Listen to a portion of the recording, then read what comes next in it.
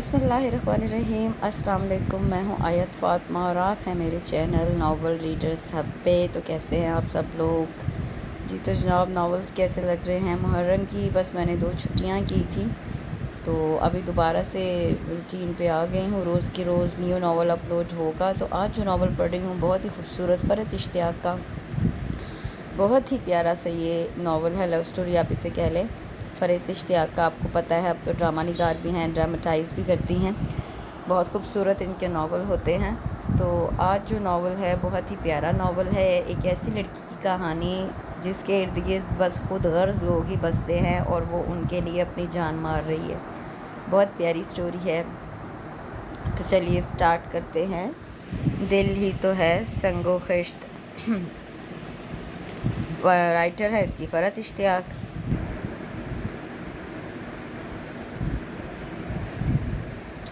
तो जनाब स्टार्ट करते हैं। दिल ही तो है ना संगो खिश्त बाय फ़रत इश्तियाक। अपने घर की बैक पर बने इस घर को वो उसकी तामीर के इब्तदाई मरहले से ही बगौर देख रही थी।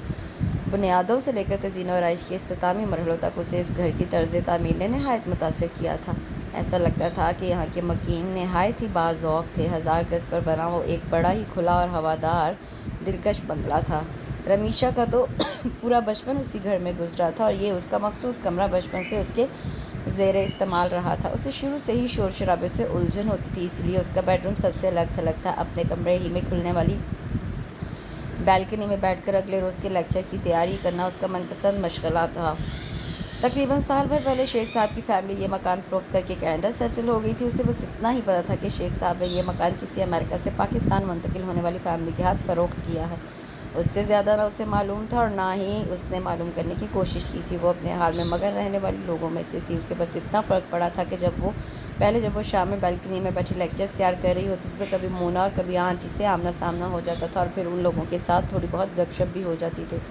उन लोगों के जाने से वो जगह एकदम वीरान लगने लगी थी। नए ख़रीदार ने पूरा मकान गिराकर नए सिरे से बनवाया था। ऐसा लगता था कि घर की डिज़ाइनिंग और प्लानिंग किसी बहुत ही माहिर आर्किटेक्ट से करवाई गई थी। वो अक्सर काम करते बेख्याली में बैठी काफ़ी देर तक उस घर को तकती रहती। जब घर की बैक साइड इतनी शानदार थी तो फ्रंट तो पता नहीं कितना आलीशान होगा। रमीशा अक्सर सोचा करती थी पिछली गली में क्योंकि शेख साहब के अलावा और किसी फैमिली के साथ इतने गहरे मरासम नहीं थे, इसलिए वहाँ इतना आना जाना भी नहीं होता था। 8-9 माह के अरसे में वो घर मुकम्मल हो गया था। नए मालिक को शायद पौधों से बहुत लगाव था, इसलिए वहाँ एक से एक उम्दा खूबसूरत पौधे नज़र आते थे। क्यारियों में लगे वो छोटे छोटे पौधे जिन्हें वो कल तनावर दरख्त बन जाना था। वो बिला वजह ही वहाँ की एक एक चीज़ को दिलचस्पी से देखती और वहाँ मुस्तकबिल में करीब बसने वाले लोगों के ज़ौक़ को सराहती। फिर एक रोज़ जब वो अरीब और आशी के साथ रात में वॉक के लिए निकली तो ख़ास तौर पर अपनी पिछली गली में भी गई और उस घर को सामने से देखकर बेख्तियार उसके मुंह से वाह निकल गया। अभी तक वो घर खाली ही था। रमीशा के ख्याल से तो घर हर लिहाज से मुकम्मल हो गया था। पता नहीं क्या वजह थी कि वहाँ अभी तक कोई बसा नहीं था। इतने खूबसूरत घर में ये वीरानी उसे अच्छी नहीं लग रही थी। खाला पीछे वाले घर में नए लोग शिफ्ट हो गए हैं। नाश्ते की मेज़ पर वो अरीब, आशी और भैया बैठे थे जब भाभी किचन में मसरूफ़ थी। अरीब की बात पर उससे चौंक कर अखबार से सर उठाया। तुम्हें कैसे पता चला? मैं कल खुरम के घर गया था तो वहाँ पॉटी कप में ब्लैक स्विग खड़ी देखी थी और अंदर लाइट्स भी ऑन नज़र आ रही थी। अरीब ने जवाबन कहा। सुबह के वक्त इतनी अफरा तफरी भाग दौड़ वाला होता था कि उससे ज़्यादा तफसीलात वो मालूम नहीं कर सकती थी। रोज़ाना उसकी सुबह फजर की अजान के साथ हो जाती थी। नमाज से फारिग होकर वो जल्दी जल्दी अम्मी के लिए नाश्ता तैयार करती। उन्हें नमाज के फ़ौरन बाद चाय चाहिए होती थी। अगर किसी रोज़ उसे चाय ले जाने में देर हो जाती तो वो नाराज़ होकर नाश्ता भी नहीं करती थी। मुसलसल बीमारी ने उन्हें बहुत ज़िद्दी बना दिया था। उसे बच्चों की तरह उन्हें बहलाना पड़ता था। हार्ट पेशेंट तो वो बरसों से थी, मगर 5 साल पहले जब वो घर की सीढ़ियाँ उतरते गिर पड़ी थी उसके बाद उनकी बैकबोन इतनी बुरी तरह मुतासिर हुई कि तमाम तर इलाज मुआवजे और एहतियात के बावजूद वो अपनी जगह बरकरार थी। ऐसा भी नहीं था कि वो बिल्कुल माजूर हो गई थी। वो चल फिर लेती थी मगर झुककर उनसे कोई काम नहीं किया जाता था। इसलिए रमीशा को इन 5 सालों में उनका पहले से भी ज़्यादा ख्याल रखना पड़ा था। अम्मी को नाश्ता करवा के और उनके दीगर तमाम काम यानी बाल बनाना, कपड़े बदलवाना वगैरह अंजाम देकर वो जल्दी जल्दी अपनी तैयारी करती थी। नाश्ते की तैयारी में भाभी और का हाथ बटाना लाजमी था, वरना उनका मुंह फूल जाता और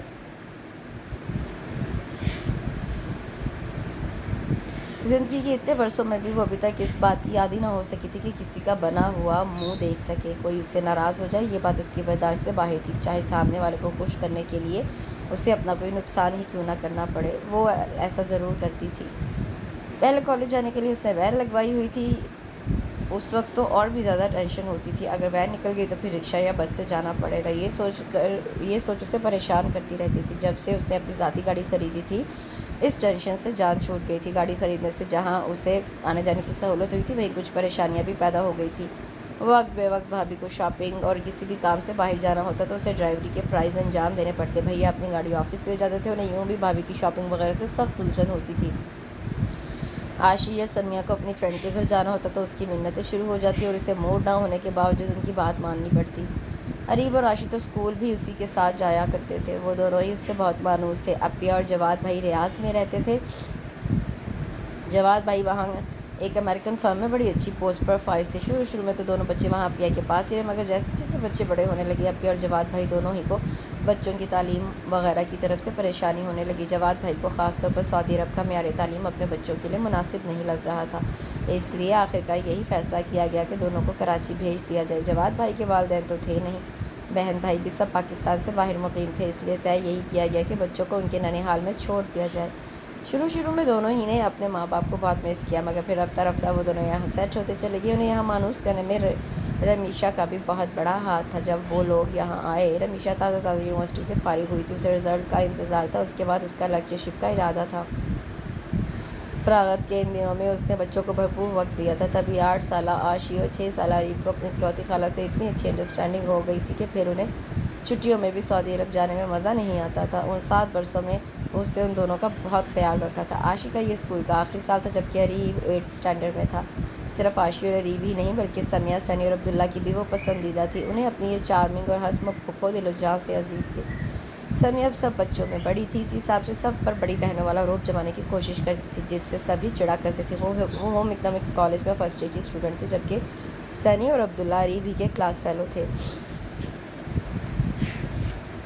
اریب کی دی ہوئی اطلاع کی تصدیق یوں ہوئی کہ اسی روز رات میں اس نے اپنے کمرے کے سامنے والے کمرے کی لائٹ جلی دیکھی۔ بند پردوں کے پیچھے سے کوئی بندہ بشر تو کیا نظر آتا، بس روشنی دیکھ کر ہی یہ اطمینان ہو گیا کہ وہاں نئے لوگ شفٹ ہو گئے ہیں، ورنہ وہاں کی خاموشی اور ویرانی دیکھ کر کبھی کبھی اسے ڈر لگنے لگتا تھا۔ امی، بھیا، بھابھی، عاشی اور سمیہ کے بیڈ روم نیچے سے، جبکہ عبداللہ، سنی، اریب اور اس کا کمرہ فرسٹ فلور پر تھا۔ کبھی سوتے سے آنکھ کھل جاتی اور اچانک ہی نظر سامنے پڑتی تو وہاں پر گھپ اندھیرا دیکھ کر اسے ایک دم ہی کوئی نہ کوئی ہارر مووی یاد آ جاتی۔ بچوں کے کمرے میں یوں نہیں جا سکتی تھی کہ ان سب کا خیال تھا کہ ان کی خالہ اور پھپھو بڑی بہادر خاتون ہیں۔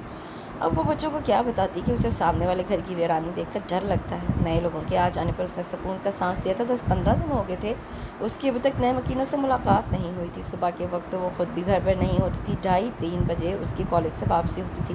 اس وقت سے لے کر اور رات تک اسے وہاں سوائے خاموشی اور اندھیرے کے کچھ نظر نہ آتا تھا۔ رات 8-9 بجے کے قریب سامنے والے کمرے کی لائٹ آن ہوتی تھی، باقی کمرے اس کے بعد بھی اندھیرے میں ڈوبے رہتے تھے، ایسا لگتا تھا وہاں 1 یا 2 ہی افراد رہتے ہیں۔ بھابھی نے تو باقاعدہ حیرت کا اظہار کیا تھا، پتہ نہیں لوگوں کے پاس اتنا فالتو پیسہ کہاں سے آتا ہے، رہنے والے نہیں ہیں اور اتنا عالیشان مکان تیار کر لیا یہاں، یہ حالانکہ 3 سال ہو گئے ہیں گھر میں وائٹ واش نہیں ہوا، فرنیچر بھی 5-6 سال سے وہی چل رہا ہے۔ بھابھی کے ایسے شکووں پر بھیا دھیان نہیں دیتے تھے، اس لیے وہ ہنوز ٹی وی پر نظریں جمائے بیٹھے رہے تو وہ منہ بنا کر کھڑی ہو گئی۔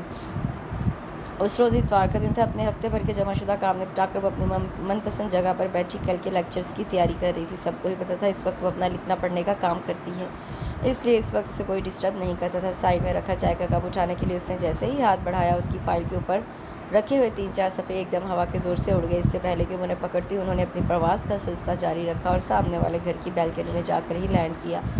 سامنے ہی بڑے سکون سے آرام فرما ان صفحات کو وہ صرف دیکھ سکتی تھی۔ اچھا خاصا کام کا ٹیمپو بگڑ کر رہ گیا تھا، خود پر بھی غصہ آ رہا تھا کہ اتنی تیز ہوا چل رہی تھی تو احتیاط کرنی چاہیے تھی۔ ابھی وہ کفے افسوس مر رہی تھی کہ سامنے والے کمرے کی سلائڈنگ کھول کر ایک بندہ باہر بیلکنی میں نکلا۔ تولیے سے بال خشک کرتا وہ اپنی دھن میں مگن، شاید کچھ گنگنا بھی رہا تھا۔ رمیشہ نے اس بندے کو دیکھ کر خدا کا شکر ادا کیا۔ ایکسکیوز می، وہ کرسی پر سے اٹھ کر ریلنگ کے پاس آ کر کھڑی ہو گئی تھی۔ وہ جو نیچے جھکا ریلنگ پر بازو ٹکائے اپنے پودوں کی نشو و نما پر غور کر رہا تھا، ایک دم چونک کر سیدھا ہو گیا۔ دیکھیں، یہ میرے صفحات اٹھ کر آپ کی بیلکنی میں آ گئے ہیں، پلیز ذرا یہ یہاں پھینک دے۔ زبردستی کی مسکراہٹ چہرے پر سجا کر یہ جملے بولتے ہوئے اس کو اپنا آپ اچھا خاصا فضول لگا۔ رمیشا کی بات سنتے ہی اس نے اپنے پیروں کے پاس پڑے ان کاغذات کو دیکھا اور فوراً ہی جھک کر انہیں اٹھایا۔ اگلے لمحے اس نے انہیں فولڈ کر کے اس کی طرف اچھال دیا۔ تھینک یو، یہ زمین پر سے صفحات اٹھا کر اس سے شکریہ ادا کیا۔ جواباً وہ بندہ پرخلوص انداز میں مسکرا کر بولا تھا، اس میں شکریہ کی کوئی بات نہیں۔ وہ فوراً ہی اپنی چیزیں سمیٹ کر اندر کمرے میں چلی آئی تھی۔ اپنی یہ ٹین ایجز والی حرکت اسے بالکل بھی اچھی نہیں لگی تھی۔ پتہ نہیں اس نے میرے بارے میں کیا سوچا ہوگا۔ ہو سکتا ہے وہ سوچ رہا ہو کہ میں نے جان بوجھ کر اس سے بات کرنے کے لیے یہ چیپ حرکت کی تھی۔ جو بھی تھا اس روز اسے خود پر سخت غصہ آیا تھا۔ اسے ہمیشہ سب کی نظر میں اچھا بننے کا شوق رہا تھا۔ کوئی اس کے بارے میں کسی قسم کے غلط اندازے لگائے یا اسے غلط سمجھے، یہ بات وہ برداشت کر ہی نہیں سکتی تھی۔ اپنے اس نئے پڑوسی سے رمیشا کی دوبارہ ملاقات محض 2 روز بعد ہی ہو گئی۔ اس روز وہ نماز وغیرہ سے فارغ ہو کر جلدی سونے کے لیے لیٹ گئی تھی۔ اچانک لائٹ چلے جانے پر گرمی اور حبس کی وجہ سے اس کی آنکھ کھل گئی۔ کچھ دیر تو وہ یوں ہی بیڈ پر لیٹی کراچی کی گرمی اور لوڈ شیڈنگ کو کوستی رہی، مگر پھر جب گھٹن اور گرمی حد سے زیادہ ہو گئی تو آخرکار بستر پر سے کھڑا ہونا ہی پڑا۔ ساری کھڑکیاں کھولنے کے بعد اس نے بیلکنی کا دروازہ بھی کھول دیا۔ کمرے کے مقابلے میں باہر کا موسم قدرے غنیمت محسوس ہوا تو وہ بیلکنی میں نکل آئی۔ باہر نکلتے ہی اس کی نظر سامنے والے بیلکنی میں پڑی تھی۔ کرسی پر ٹانگیں پھیلائے اسموکنگ کرتا ہوا وہ آسمان پر نظر جمائے پتہ نہیں کس سوچ میں غلطا تھا۔ اس پر نظر پڑتے ہی رمیشا نے واپس اندر کمرے میں جانے کی ٹھانی۔ ابھی وہ مڑنے ہی والی تھی کہ اچانک وہ اس کی طرف متوجہ ہوا۔ ہیلو، کیسی ہیں آپ؟ وہ کرسی پر سے اٹھتے ہوئے اس سے مخاطب ہوا تھا۔ میں ٹھیک ہوں، آپ کیسے ہیں؟ جب وہ حق ہمسائیگی نبھانے کے لیے خیر و عافیت دریافت کر سکتا تھا تو رمیشا میں بھی آخر اتنے مینرز تو رکھتی ہی تھی۔ اس وقت تو بالکل بھی ٹھیک نہیں۔ سارے دن کی تھکا دینے والی مصروفیت کے بعد اب گھر آ کر لمبی تان کر سونے کا پروگرام اس لوڈ شیڈنگ کی وجہ سے برباد ہو گیا۔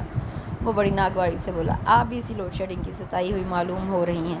وہ دونوں ہاتھ ریلنگ پر جمائے بغور اس کی طرف دیکھتا ہوا بولا تو رمیشا نے سر ہلا دیا۔ بائی دا وے، میں شہریار احمد ہوں، آپ کا نیا پڑوسی۔ قریباً مہینہ بھر پہلے ہی یہاں شفٹ ہوا ہوں۔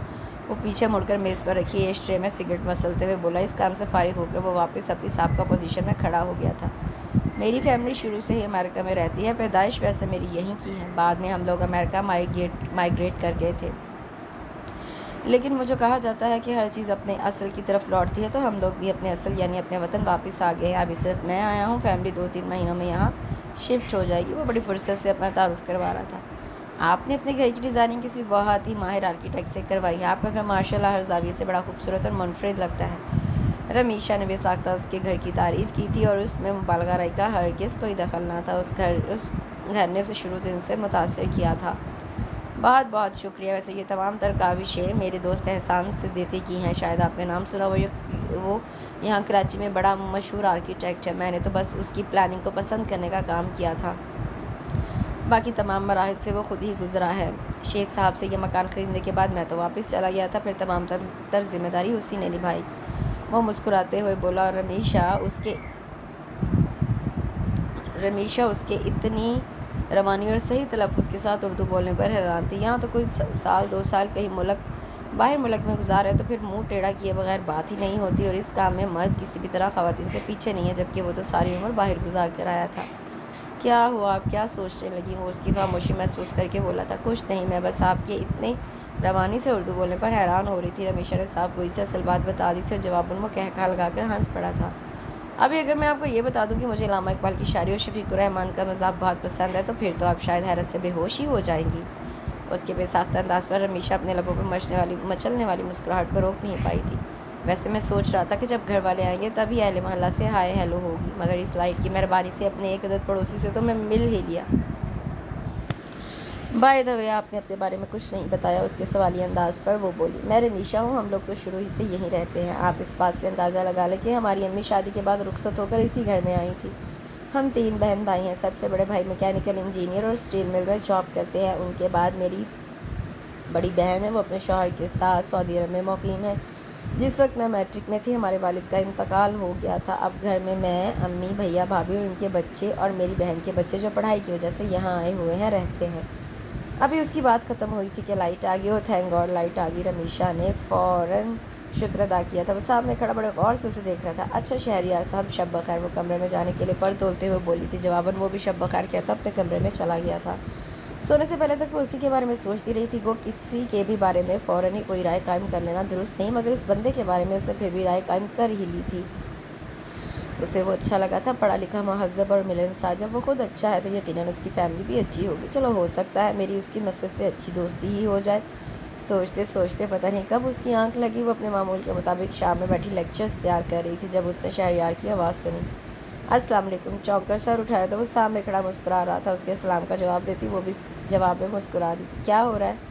कुछ नहीं, बस ये कल के लेक्चर्स तैयार कर रही थी। वो सादगी से बताकर कुर्सी पर से उठ आई। आप आज बड़ी जल्दी आ गए। अचानक उसके मुंह से निकल जाने वाले उस जुमले पर वो शरारती अंदाज में गोया हुआ था। आपने मेरे आने जाने का टाइम बहुत याद रखा हुआ है। वो एकदम बुरी तरह शर्मिंदा हो गई, मगर अब वजाहत करनी ज़रूरी थी, वरना वो पता नहीं क्या समझता। ये बात नहीं, दरअसल मैं रोज़ यहाँ बैठकर अपना काम करती हूँ तो आपका पूरा घर अंधेरे में डूबा नज़र आता है। इससे अंदाज़ा होता है कि अंदर कोई नहीं है। उसके वजाहती अंदाज पर वो दोबारा हंस पड़ा था। और ये भी रमीशा को, और ये बात रमीशा को बहुत बुरी लगी थी। वो उसे क्या समझ रहा था। वो तो सिर्फ पड़ोस निभाने की खातिर मरम्मत में उससे बात कर रही थी। मासूम ज़रूरत से ज़्यादा ही खुश फहमी का शिकार हो रहे थे। आप पढ़ती हैं या पढ़ाती हैं? वो उसकी नागवारी महसूस कर गया था, इससे फ़ौरन संजीदगी इख्तियार करते हुए बोला था, पढ़ाती हूँ, माफ़ कीजिएगा, मुझे ज़रा कुछ काम है। वो बड़ी बेमरवती से कहकर अपनी चीज़ें समेट कर अंदर चली आई थी, जबकि वो अभी भी वहीं खड़ा नज़र आ रहा था। अरीब का टर्मिनल एग्ज़ाम्स का रिज़ल्ट बहुत ख़राब आया था। तमाम मज़ामीन में बमुश्किल पासिंग मार्क्स आए थे। जब से अरीब और आशीष यहाँ आए थे, उन्हें पढ़ाने लिखाने की ज़िम्मेदारी खुद रमीशा की सपोर्ट थी। फिर जब उसके इतनी मेहनत के पढ़ाने के बावजूद दोनों स्कूल में अच्छे ग्रेड के साथ पास होने लगे तो भाभी ने सनी और अब्दुल्ला को भी ट्यूशन से उठाकर उसी के हवाले कर दिया। यूँ अब तमाम बच्चों को पढ़ाना उसकी ड्यूटी में शामिल था। इस काम में उसने कभी कोताही भी नहीं की थी, चाहे वो कितनी भी थकी हुई क्यों ना होती, मगर बच्चों को पढ़ाने का नागा कभी नहीं करती थी। अब या जवाद भाई का बस नहीं चलता कि बच्चों को आज ही PhD करवा दे। हर फ़ोन पर मैं पहले उससे दोनों की तालीमी कारकर्दगी मालूम की जाती है, उसके बाद बच्चों से भी पढ़ाई के मुतालिक बात होती। पहली मरतबा ऐसा हुआ था कि उसकी इतनी मेहनत करवाने के बावजूद भी अरीब अच्छे मार्क्स नहीं ले पाया था। उसकी रिपोर्ट कार्ड देखकर हमेशा ने अरीब से अच्छी खासी सख्ती के साथ बाज़पुरस भी की थी। बच्चों से दोस्ती और प्यार अपनी जगह, पढ़ाई लिखाई के मामले में वो एक सख्त गिर उस्ताद थी। आज जब वो कॉलेज से वापस आई तो अम्मी की फ़ोन पर अपिया से बातें हो रही थी। दोपहर के 3 बज रहे थे, भूख से बुरा हाल था। वो अम्मी को सलाम करके अपने कमरे में जाने लगी तो अम्मी ने रिसीवर उसके हाथ में पकड़ा दिया। वो यही समझी कि उसकी आवाज़ सुनकर अपिया खैरियत वगैरह पूछना चाह रही है, मगर दूसरी तरफ अपिया तो दूसरे ही मूड में थी। क्या हो गया है तुम्हें? रमीशा अरीब का रिज़ल्ट देखा तुमने? मैं तो अभी तक उसके मार्क्स सुनकर सकते में, लगता है अब की बार तुमने सही से मेहनत नहीं करवाई। जवाद को पता चलेगा तो वो मेरे पीछे पड़ जाएंगे। उसके सलाम का जवाब देते ही वो नॉन स्टॉप शुरू हो चुकी थी। आमतौर पर वो किसी भी बात का इतनी जल्दी बुरा नहीं मानती थी, मगर उस वक्त उसे अपिया की बात बहुत बुरी लगी थी। शायद वो थकी हुई अभी अभी आई थी, गर्मी और भूख से परेशान। ऐसे में अपिया की बात उसे ज़रूरत से ज़्यादा ही बुरी लगी। अपनी नागवारी को पीकर वो चुपचाप ही खड़ी रही तो वो मज़ीद बोली, अच्छा देखो, फाइनल एग्ज़ाम्स के लिए इसे अच्छी तरह से तैयारी करवाना। अगर मैथ्स, इंग्लिश और साइंस में इसका एक ग्रेड नहीं आया तो जवाब तो ज़मीन आसमान एक कर देंगे। तुम ज़रा उसे अलग से ज़्यादा टाइम दिया करो। सबको एक ही वक्त में पढ़ाती हूँ, ज़्यादा वक्त तो बच्चे आपस में शरारतें करते रहते होंगे। अपिया का हदायतनामा सुनकर वो रिसीवर अम्मी को देकर अपने कमरे में आ गई थी। अच्छा खासा मूड ख़राब हो चुका था। नमाज़ पढ़कर वो खाना खाए बगैर ही सोने के लिए लेट गई। अगर पहली मरतबा अरीब का रिज़ल्ट ख़राब आया था तो क्या उसकी कसूरवार वो थी? इससे पहले जब हर साल अरीब और आशीष शानदार मार्क्स लेकर पास होते थे तो अपिया ने कभी क्रेडिट उसे नहीं दिया था, कभी उसे सराहा नहीं था, कभी ये नहीं कहा था कि ऐसा उसकी मेहनत की वजह से हुआ है, बल्कि हर बार बच्चों के इतने अच्छे रिज़ल्ट पर वो फ़ख्र से सर बुलंद करके कहती थी, क्यों ना हो, आखिर ज़हीन माँ बाप के जीनियस बच्चे हैं। मेरे बच्चों को जहानत फरासत में मिली है। और उनकी इस बात का उसने कभी बुरा नहीं मनाया था। उस पर कोई शक भी नहीं था। वो दोनों ही ज़हीन बच्चे थे। उसकी तवज्जो ने सिर्फ उसकी जहानत को निखारने का काम किया था। उसे अपिया के बात करने का अंदाज़ बहुत बुरा लगा था। ऐसा लगा था जैसे वो कोई तनख्वाहदार मुलाजिम है और उसे तनख्वाह इसी काम की मिलती है। वो तो अपने इंतहाई टाइट शेड्यूल में से वक्त निकाल कर बच्चों को पढ़ाया करती थी और अपिया ने कितनी आसानी से उसकी मेहनत को 2 टके का कर दिया था। शाम में सोकर उठी तो उसे याद भी नहीं था कि वो कितने ऑफ मूड के साथ सोई थी। याद था तो सिर्फ इतना कि उसे शदीद भूख लग रही थी। वो ऐसी ही थी, साफ दिल की मालिक, ज़्यादा देर किसी से नाराज़ नहीं रहती थी। किसी के खिलाफ दिल में कीना या बुग़्ज़ वो रख ही नहीं सकती थी। वो आज बेमामूल खुशगवार मूड के साथ सब घर वालों के साथ हंसकर बातें करने में लगी थी, मगर मूड की ये खुशगवारी ज़्यादा देर कायम न रह सकी थी। रात में सोने से पहले अम्मी की कमर और टांगें दबाना उसके मामूल में शामिल था। वो अम्मी की टांगें दबा रही थी जब उन्होंने दोबारा वही किस्सा छेड़ दिया। दुर्रिया बहुत नाराज़ हो रही थी, कह रही थी रमीशा बच्चों को अच्छी तरह तवज्जो नहीं दे रही। तुम्हें क्या हो गया? कुछ बहन की परेशानी का ख्याल करो। امی کے منہ سے یہ بات سن کر وہ بہت بددل ہوئی تھی۔ امی آپ کے سامنے ہی تو ہے سب، میں روز تو پڑھاتی ہوں، اپنی ناگواری چھپا کر آہستگی سے بولی تھی۔ روز تو پڑھاتی ہوں مگر اتنی توجہ سے نہیں پڑھا رہی۔ اس بات کا سب سے بڑا ثبوت اور کا رزلٹ ہے، جو بچہ پہلی کلاس میں پوزیشن لیتا تھا، بچارا کتنا ڈفر کیسے ہو سکتا ہے؟ امی نے اس کا اعتراض یکسر رد کر دیا۔ تو اس کی کیا صرف یہی وجہ ہو سکتی ہے کہ میں نے صحیح توجہ نہیں دی؟ ہو سکتا ہے کوئی اور وجہ ہو۔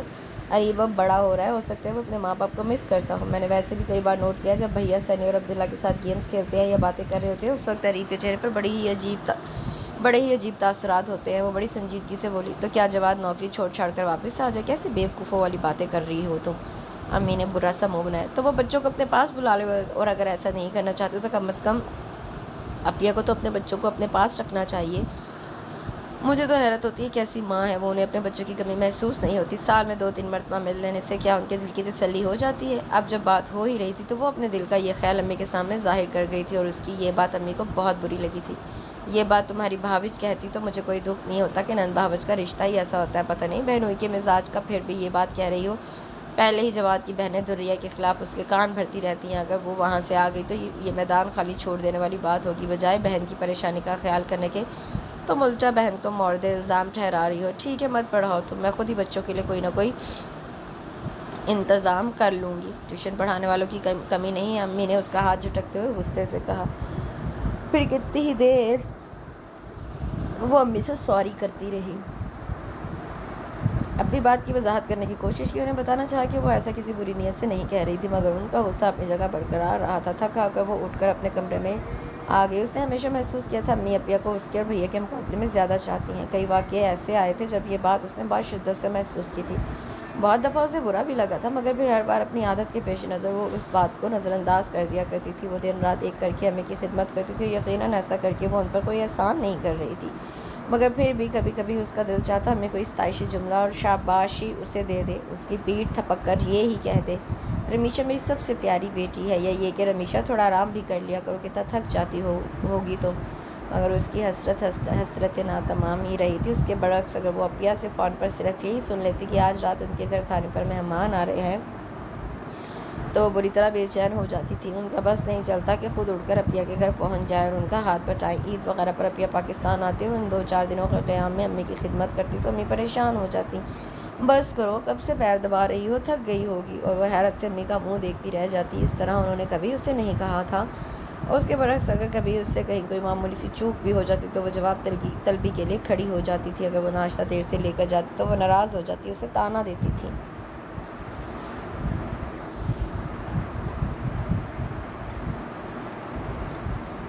ہاں بیمار ماں سے تنگ آ گئی ہو، میرا وجود تو وبال جان لگتا ہے تمہیں، اور وہ انہیں منا کر ہار جاتی تھی۔ جب تک بابا زندہ تھے اس نے کبھی امی کی اپیا سے انتہائی محبت کو اتنا محسوس نہیں کیا تھا، کیونکہ بابا کی تو وہ لاڈلی تھی، مگر بابا امی کی طرح بچوں میں فرق نہیں رکھتے تھے۔ اگر وہ انہیں آنکھوں کا تارا تھی تو اپیا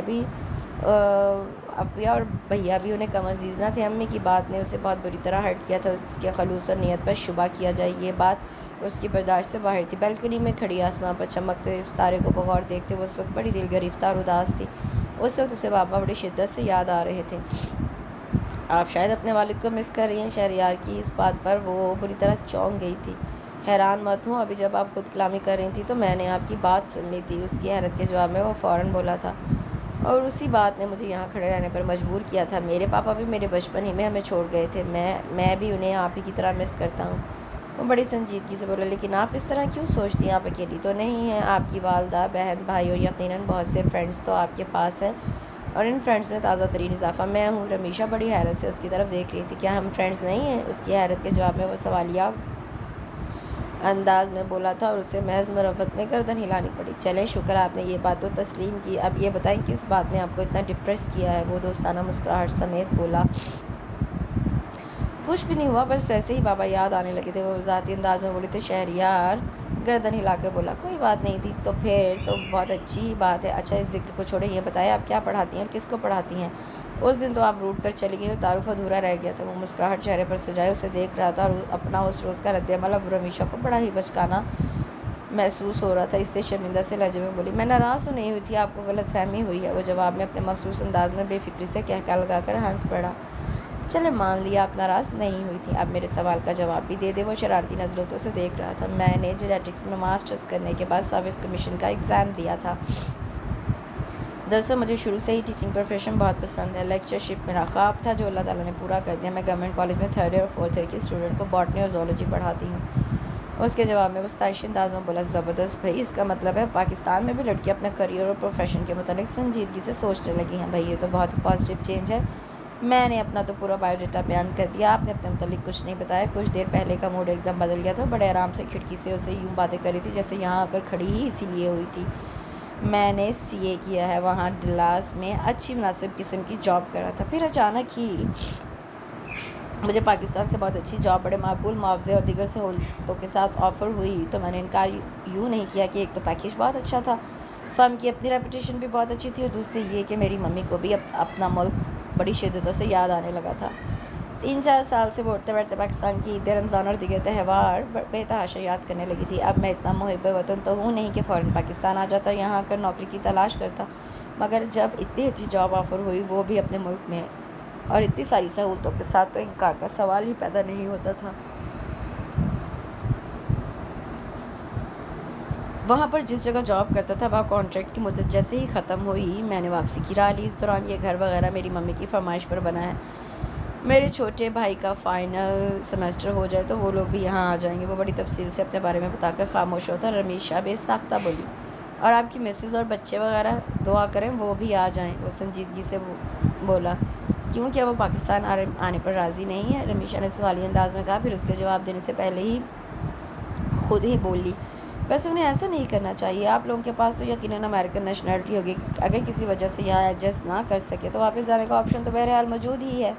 उन्हें आपके पास आकर रहना चाहिए। उसके इन हमदर्दाना जुमलों पर वो अपनी बेसाख्ता मुस्कुराहट छुपाते हुए बोला, आपके बारे में मेरी पहली राय बिल्कुल ठीक थी। आप एक बहुत ही हमदर्द और नेक दिल खातून हैं।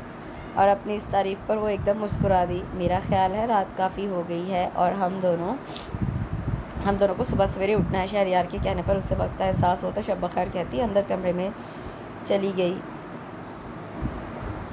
सोने के लिए लेटी तो उसके दिल पर कोई बोझ नहीं था। उससे शहरयार का मिलना और बातें करना बड़ा गनीमत हुआ। उसके बातें करने का अंदाज़ कितना अच्छा है। वो कितनी अपनायत और खलूस से बोलता है, ऐसा लगता है जैसे कोई बहुत अपना हो। अजनबियत या गैरियत का एहसास नहीं होता। वो सोने से पहले तक उसी के बारे में सोचती रही थी। अगली रोज़ अम्मी को कितने जतन करके मनाया, ये एक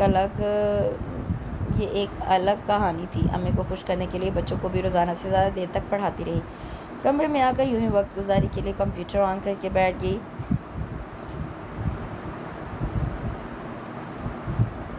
वो कंप्यूटर में मास्टर था, वही उसे मुख्तलिफ़ चीज़ें बताया करता। सानी कंप्यूटर में मास्टर था, वही उसे मुख्तलिफ़ चीज़ें समझाता रहता था। खुद उसे इस बारे में बस बुनियादी बातें ही मालूम थी। अपने मतलब के लिए सॉफ्टवेयर वगैरह से ज़्यादा वो कुछ नहीं जानती थी।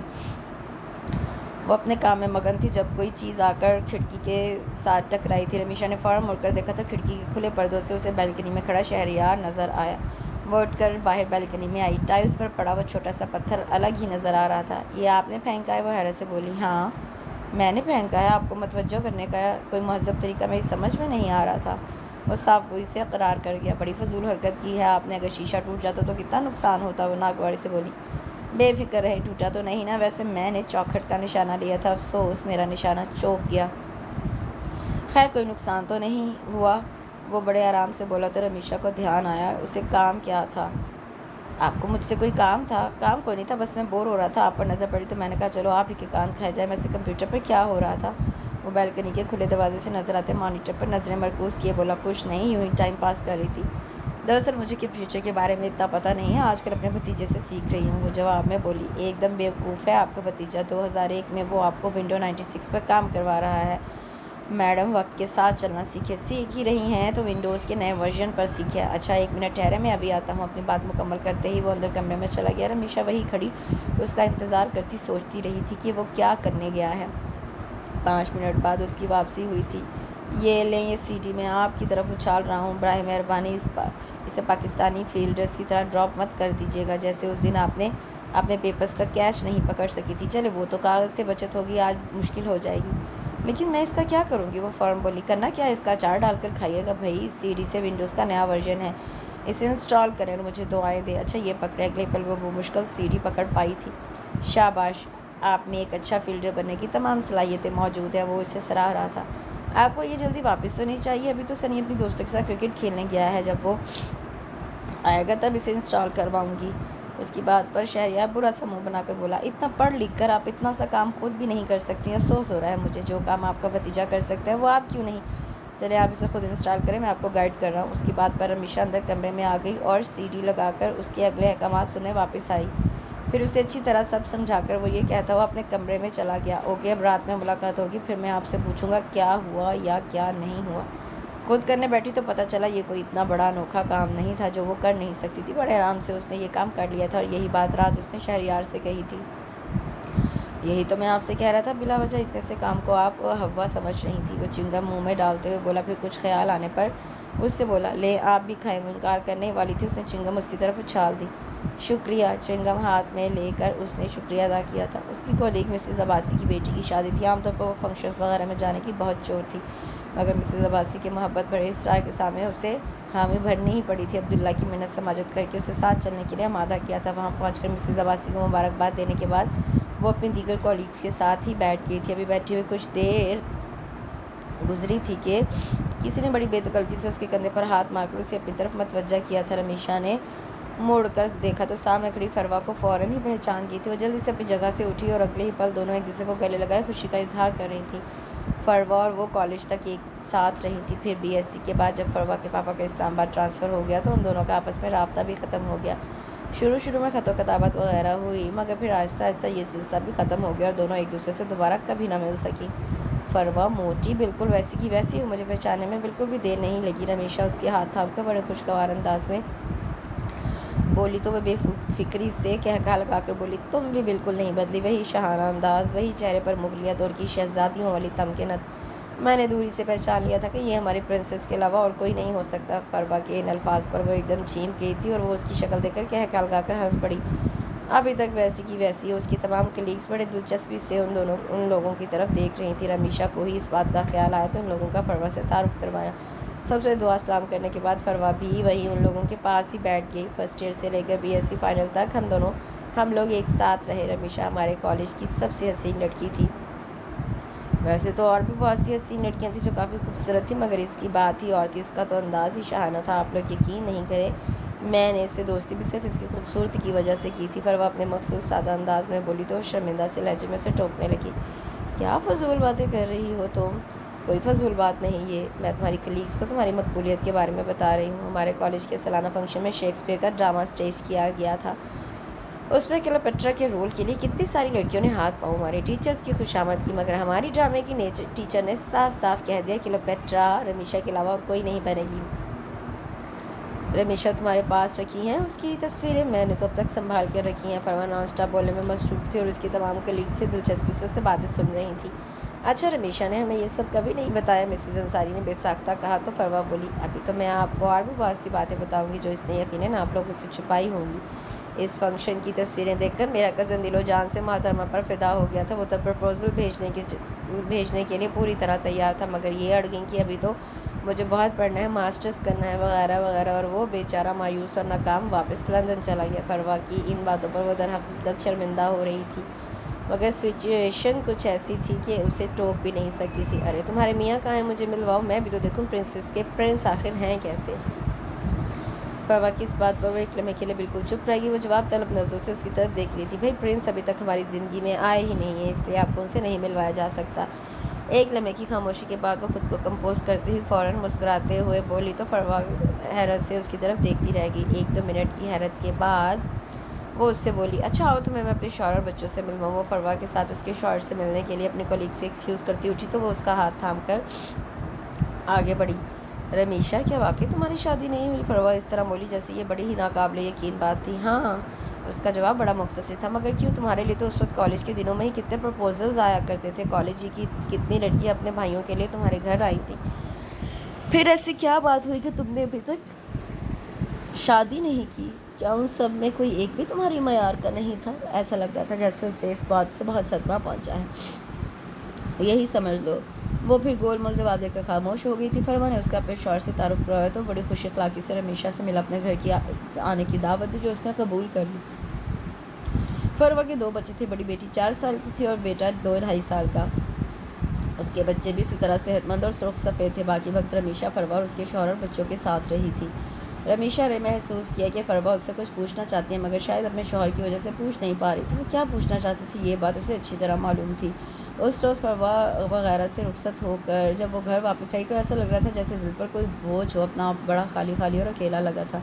فروا کے بچوں کو دیکھ کر اسے عجیب سی کمی کا احساس ہوا تھا، ایک ایسی بات جسے آپ لاشعوری طور پر محسوس کرتے ہوں مگر خود سے بھی اس کا اظہار نہ کرے۔ وہی بات کسی اور کے منہ سے سن کر وہ چیز زیادہ ہی محسوس ہونا شروع ہو جاتی ہے۔ اپنے کمرے میں آ کر کتنی ہی دیر تک کھڑی خود کو آئینے میں دیکھتی رہی۔ فروا کے یاد دلانے پر اسے کالج اور پھر یونیورسٹی کی کتنی ہی باتیں یاد آنے لگیں۔ اس کی فرینڈز اس کے پیچھے لگی رہا کرتی تھی، تم بال کس چیز سے دھوتی ہو، ہمیں بھی بتاؤ، تمہاری اسکن اتنی اچھی اور فریش کیسے ہے، تم کون سا ماسک لگاتی ہو؟ اور وہ انہیں لاکھ یقین دلاتی کہ وہ کسی قسم کی کوئی کیئر نہیں کرتی، مگر انہیں کبھی بھی یقین نہیں آتا تھا۔ پھر جب فروا کے کزن نے اسے پسند کر کے پرپوز کرنے کی بات کی تھی تو اس کی فرینڈز اس پر رش کر رہی تھی اور رمیشہ نے بجائے خوش ہونے کے ناگواری کا اظہار کیا تھا۔ مجھے ابھی بہت پڑھنا ہے، اپنے کزن سے کہو میرا پیچھے چھوڑ دے۔ بعد میں جب فروا کا کزن واپس لندن چلا گیا تو سب فرینڈز نے بڑا افسوس کیا تھا۔ پھر اس کا مطمئن اور پرسکون انداز دیکھ کر سب کو ہی یقین کرنا پڑا تھا کہ وہ بند نہیں رہی۔ اسے در حقیقت فروا کے کزن سے کوئی دلچسپی نہ تھی۔ کلثوم اس کی بیسٹ فرینڈ تھی جس نے ماسٹرز اس کے ساتھ ہی کیا تھا۔ اکثر کہا کرتی تھی دیکھ لینا وہ کوئی بہت ہی منفرد سا بندہ ہوگا جسے اللہ تعالیٰ نے اسپیشلی تمہارے لیے بنایا ہوگا، جب وہ آئے گا تو تم یہ انکار ونکار اور یہ اترانا سب بھول جاؤ گی۔ وہ یونانی دیوتاؤں کی سی آن بان والا آئے گا اور آ کر تمہیں اپنے ساتھ لے جائے گا۔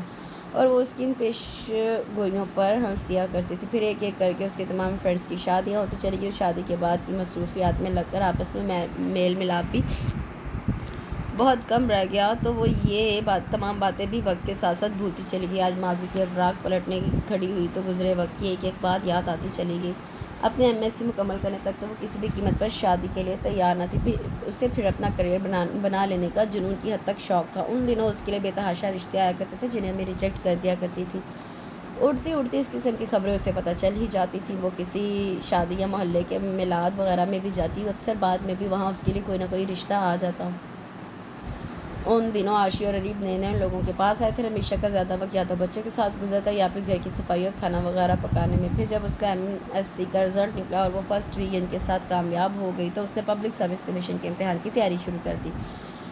اپیا کے بچے، بھیا کے بچے، امی کی دیکھ بھال اور گھر کے تمام کام کاج جو وہ پہلے یونیورسٹی کے دنوں میں بھی بڑی ذمہ داری سے کرتی تھی، اب اور زیادہ لگن سے تمام کام کرنے لگی تھی۔ امی کو اس وقت کمر وغیرہ کی تو کوئی تکلیف نہ تھی، مگر ان کا بلڈ پریشر اکثر خطرناک حد تک ہائی رہتا تھا، اس لیے وہ زیادہ کام وغیرہ نہیں کر سکتی تھی۔ آہستہ آہستہ بھابھی نے تمام ذمہ داریاں اس کے کاندھوں پر ڈال دی اور خود گھر کے بیشتر کاموں سے بری و ذمہ ہو گئی۔ وہ خوشی خوشی ہر ذمہ داری قبول کرتی چلی گئی۔ وقت گزرتا رہا، بے تحاشا آنے والے رشتوں میں بتدریج کمی آنے لگی، مگر ان کبھی کبھار کے آنے والوں کو بھی کچھ نہ کچھ کہہ کر امی ریجیکٹ کر دیا کرتی تھی۔ ایک دو بار ایسا ہوا کہ امی راضی ہو گئی اور ایسے میں اپیا کا فون آ گیا اور انہوں نے تمام تفصیلات جان کر کہا امی کیا ہو گیا آپ کو، ہماری نازو بلی حسین بہن کے لیے اتنے فضول قسم کے رشتے ہی رہ گئے ہیں، ایسی بھی کوئی اس کی عمر نہیں گزری جا رہی، منع کر دیں ان لوگوں کو۔ اور امی جھٹ ان لوگوں کو انکار کر دیا کرتی۔ کبھی کبھی معاملہ اس حد تک بڑا ہی نہیں کہ اس کی رائے معلوم کرنے کی نوبت آتی، پہلے ہی مرحلے پر انکار ہو جاتا اور بات وہیں ختم۔ شروع میں رمیشہ نے اس بات کو زیادہ دل پہ بھی نہیں کیا، مگر گزرتے وقت کے ساتھ احساس ہوا کہ کہیں نہ کہیں کچھ نہ کچھ غلط ضرور ہے۔ وہ صاف دل کی لڑکی تھی، اسے لوگوں کی چالاکیاں، مکاریاں اور چھل فریب والی باتیں سمجھ میں نہیں آتی تھی، مگر اتنا تو اس نے محسوس کر ہی لیا تھا کہ اس بار انکار کروانے میں سب سے اہم کردار اپیا کا ہوتا تھا۔ وہ ایسا کیوں کرتی تھی یہ بات سمجھنے سے وہ قاصر تھی۔ شروع میں ایک دو بار بھیا نے امی کو سمجھانے کی کوشش کی، مگر امی الٹا ہی ان پر چڑھ دوڑی۔ ہاں بہن کا وجود بوجھ لگنے لگا ہے، سب پتہ ہے مجھے یہ کس کی زبان بول رہے ہو تم۔ اور امی کے اس طانے پر بھیا بیچارے فوراً چپ ہو گئے تھے۔ پھر اس کے بعد انہوں نے اس معاملے میں کبھی کچھ نہیں کہا تھا۔ بھابھی اس معاملے میں خاموش تماشائی تھی۔ اب تو وہ کبھی کبھار کے بھولے بھٹکے آنے والے رشتے بھی تقریباً ختم ہی ہو گئے تھے۔ گھر میں کسی کے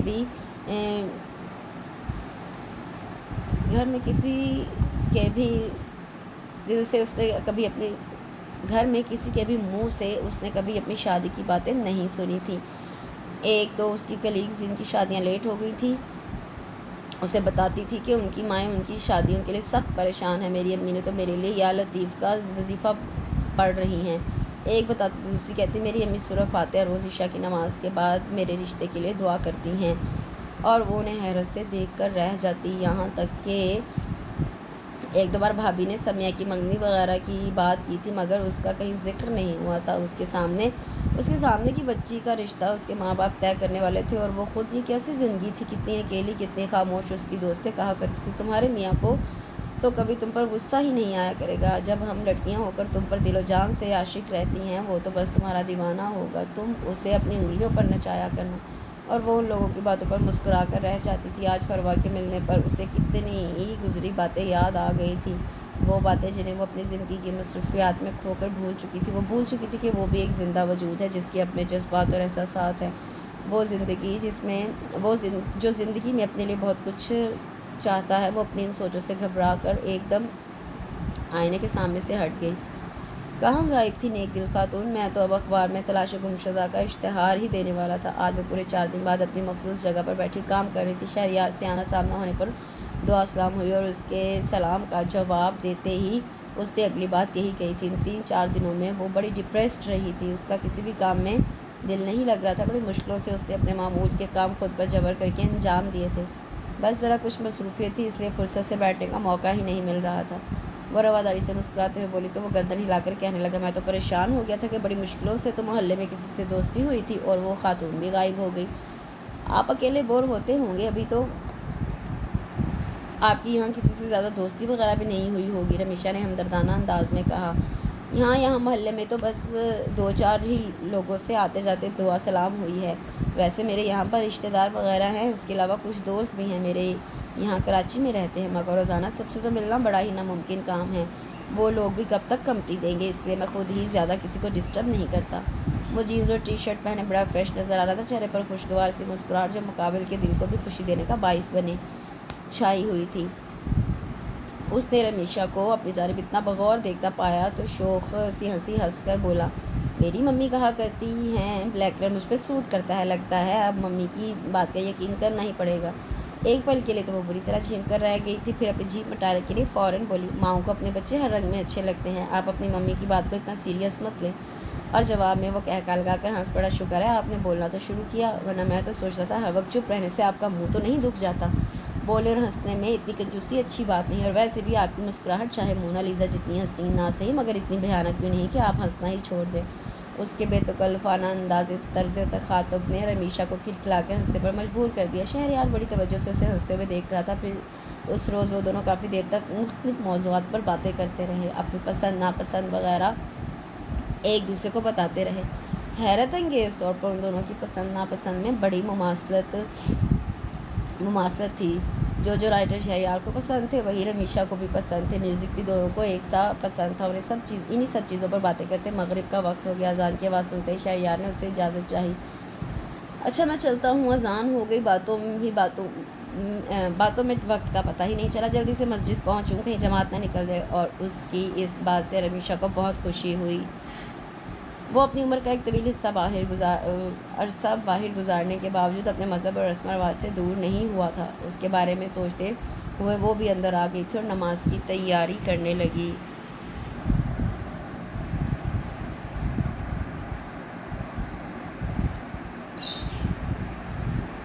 اگلے روز شام میں بچوں کو پڑھاتے وقت وہ بار بار گھڑی دیکھ رہی تھی، دل چاہ رہا تھا جلدی سے بچوں سے فارغ ہو جائے۔ عاشق کو میتھس کا ٹیسٹ دیا، ریب سے عبداللہ کو مضمون لکھنے کے لیے دیا، اور وہ خود جلدی سے اپنے کمرے میں آ گیا، اپنی فائل بکس اور پین اٹھا بلکنی میں نکلی تو سامنے والی بلکنی ویران دیکھ کر اس کا دل ایک دم اداس ہو گیا۔ وہ کرسی پر بیٹھ کر سامنے ہی دیکھی جا رہی تھی جب اس نے سامنے کھلی کھڑکی سے اندر کمرے کا دروازہ کھول کر آتے شہریار کو دیکھا۔ گرے سوٹ پہنے، ہاتھ میں بریف کیس لیے وہ شاید ابھی آفس سے آیا تھا۔ صوفے پر بریف کیس رکھ کر وہ اب وہیں بیٹھ کر شوز اتارا تھا۔ اچانک اس کی نظر سامنے پڑی تو ایک دم اس کے سنجیدہ چہرے پر مسکراہٹ چھا گئی۔ وہ فوراً کھڑا ہوا، کوٹ اتار کر بیٹ پر پھینکتے ہوئے باہر نکل آیا۔ شکر ہے آج گھر آتے ہی آپ کی شکل دیکھی ہے، لگتا ہے اب باقی کا دن اچھا گزرے گا۔ وہ ٹائی ڈھیلی کرتے ہوئے بولا، یہ بات صبح صبح کس کا منہ دیکھنے پر کہی جاتی ہے، کیونکہ اس وقت تو شام ہو چکی ہے، رمیشا نے ہنستے ہوئے کہا۔ ارے یہ محاورے اور اس قسم کی دیگر باتیں کوئی آسمان سے تھوڑی اترے ہیں کہ ان میں ترمیم نہ کی جا سکے۔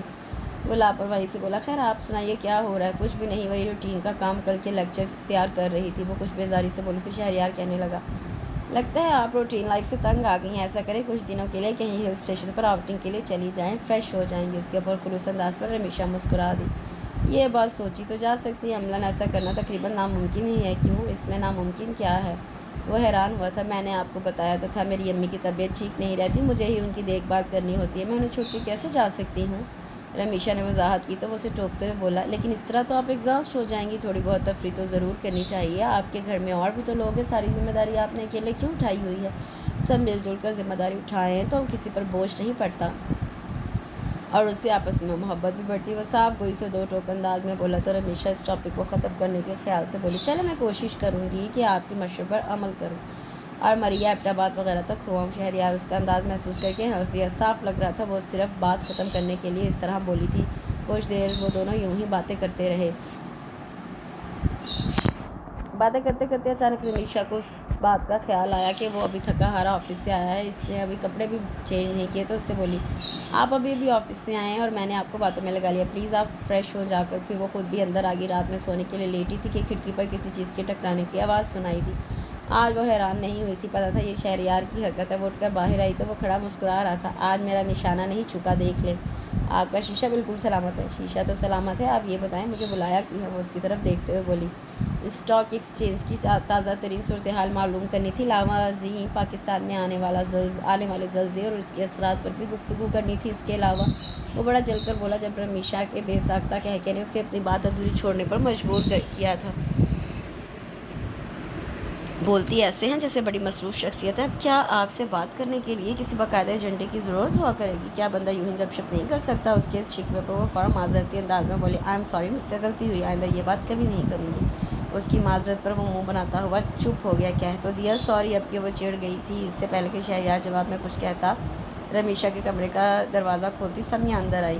میں حیران ہو رہی تھی کہ آپ کمرے سے کہاں گئی؟ واش روم کا دروازہ بھی کھلا ہے، وہ صوفے پر پھیل کر بیٹھتے ہوئے بولی، ہاں میں بس یہی تھی، پتہ نہیں کیوں اسے ایسا لگا جیسے وہ کوئی چوری کرتے ہوئے رنگے ہاتھوں پکڑی گئی تھی، جبکہ سمیہ اس کے تاثرات سے بے خبر آرام سے بیٹھی تھی۔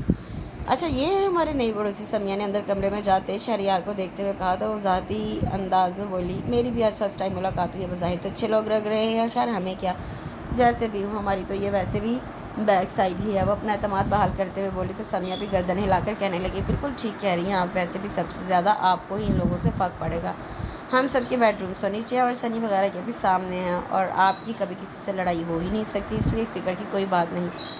وہ میری فرینڈ ہے نا زرگل، پتہ ہے کیا کہہ رہی تھی؟ سمیہ اپنی بات کو انہیں عادت کے مطابق شروع ہو چکی تھی اور رمیشہ نے سکون کا سانس لیتے ہوئے اس کی باتوں میں دلچسپی لینی شروع کر دی۔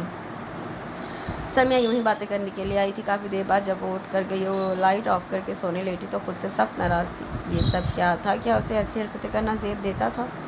اسے اور کچھ نہ صحیح اپنے مرتبے کا ہی خیال کر لینا چاہیے تھا۔ پہلی مرتبہ تھا جب اسے کسی سے جھوٹ بولنا پڑا تھا، اپنی کسی حرکت کی پردہ پوشی کرنا پڑی تھی، اور یہ سب اسے بہت برا لگ رہا تھا۔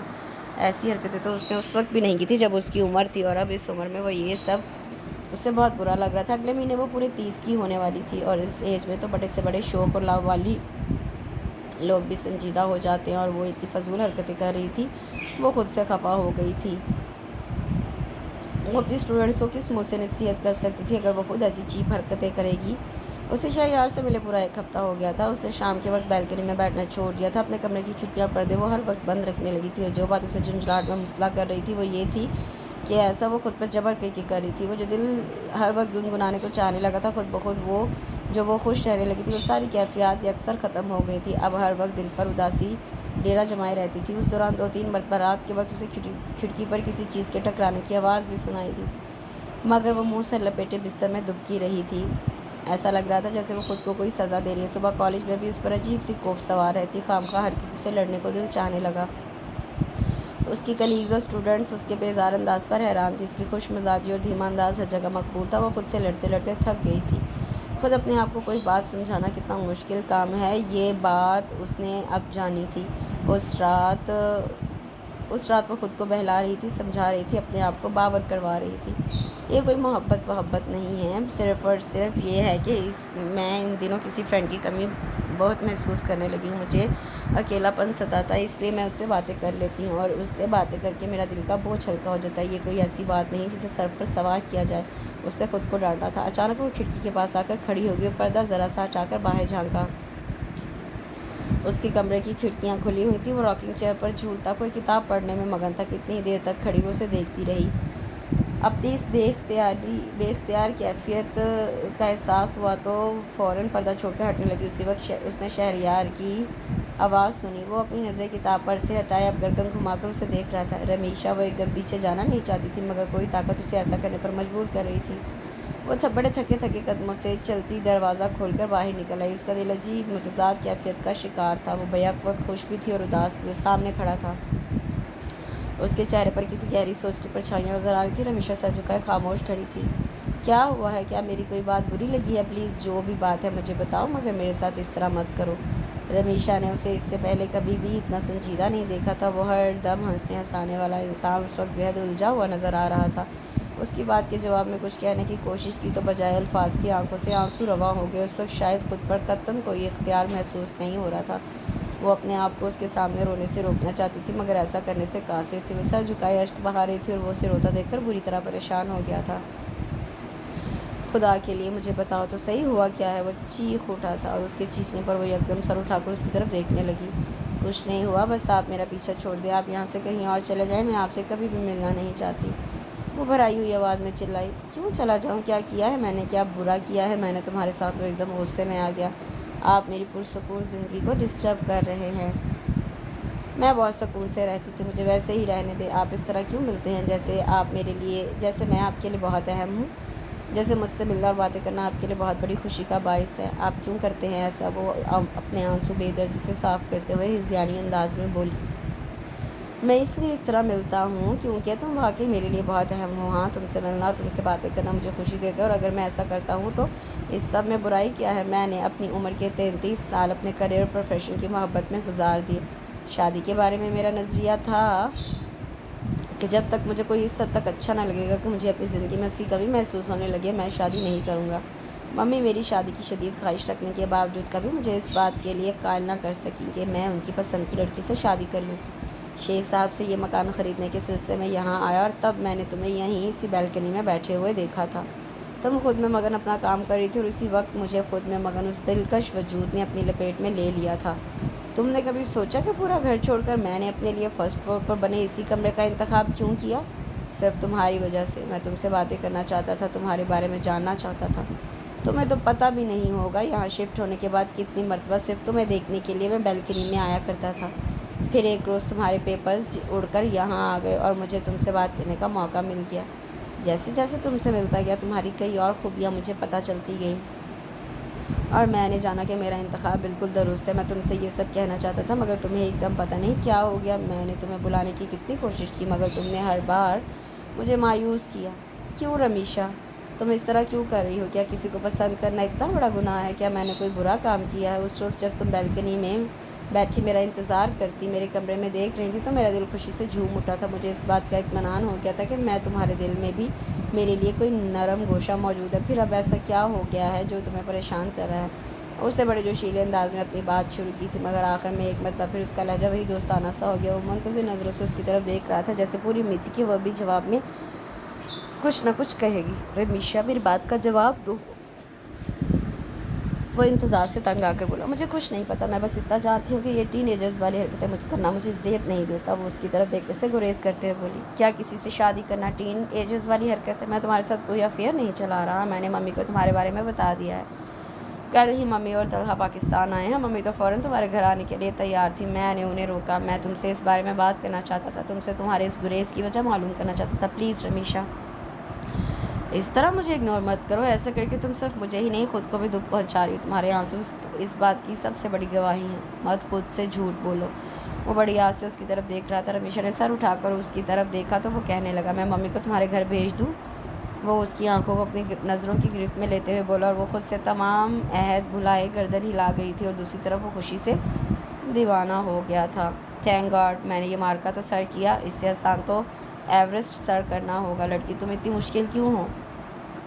اور وہ ایک پل سے زیادہ اس کے سامنے ٹھہر نہیں سکی تھی۔ ان مقناطیسی نگاہوں سے اسے اس وقت سخت کنفیوز ہو رہی تھی۔ پیچھے سے وہ اسے آوازیں دیتا رہ گیا مگر اس نے مڑ کر دیکھے بغیر واپس کمرے میں آ گئی۔ دل ابھی تک تیز تیز دھڑک رہا تھا، اسے سمجھ میں نہیں آ رہا تھا کہ سب اتنا اچانک کیسے ہو گیا، وہ اتنی آسانی سے کیسے ہار مان گئی۔ اب شہریار احمد یقیناً دلوں کو فتح کرنے کے تمام گر جانتا تھا، اس نے اسے جیت لیا تھا۔ دیکھ لینا وہ کوئی بہت ہی منفرد سا بندہ ہوگا جسے اللہ تعالیٰ نے اسپیشلی تمہارے لیے بنایا ہوگا۔ جب وہ آئے گا تو تم یہ انکار سب بھول جاؤ گی۔ وہ یونانی دیوتاؤں کی سیان بان والا آئے گا اور آ کر تمہیں اپنے ساتھ لے جائے گا۔ کلثوم کی برسوں پہلے کہے گئے جملوں کی باز گشت آج بھی اس کے کانوں میں گونج رہی تھی۔ کتنے دنوں بعد وہ پرسکون ہو کر سونے لیٹی تھی۔ آج اسے خواب دیکھتے ڈر نہیں لگ رہا تھا، بند آنکھوں کے پیچھے نظر آتے شہریار احمد کے تصور سے وہ پیچھا چھڑانے کی شعوری کوشش نہیں کر رہی تھی۔ صبح وہ بال سلجھاتی کھڑکی کے پاس کھڑی تھی، شہریار کو دیکھ کر ایک دم ہٹنے لگی تو وہ فوراً بولا، مجھ سے بات نہیں کرنی تو مت کرو، مجھے صرف یہ پیغام دینا تھا کہ آج شام ممی تمہارے گھر آئیں گی۔ اس کے ہٹنے سے پہلے ہی وہ خود واپس کمرے میں چلا گیا۔ اس روز شام کا انتظار کرنا اسے بڑا ہی کٹھن لگا، ایسا لگ رہا تھا جیسے وقت رک گیا ہو۔ کالج سے آنے کے بعد سے ہی وہ سخت کانشیس تھی۔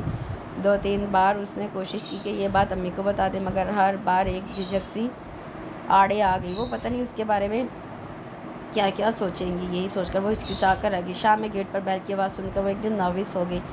سنی نے گیٹ پر دیکھا، مہمان کو ڈرائنگ روم میں بٹھا کر وہ لاؤنج میں آ گیا۔ رمیشہ اور امی وہی لاؤنج میں بیٹھے تھے۔ دادی کوئی آنٹی آئی ہیں، انہیں آپ سے ملنا ہے۔ سنی کا پیغام سن کر امی اٹھی اور آہستہ قدموں سے چلتی ڈرائنگ روم میں چلی گئی۔ سنی جیسے ہی ادھر ادھر ہو، وہ جلدی سے اٹھ کر ڈرائنگ روم کے برابر والے کمرے میں آ گئی اور کھڑکی کے پاس کھڑی ہو کر باتیں سننے کی کوشش کرنے لگی۔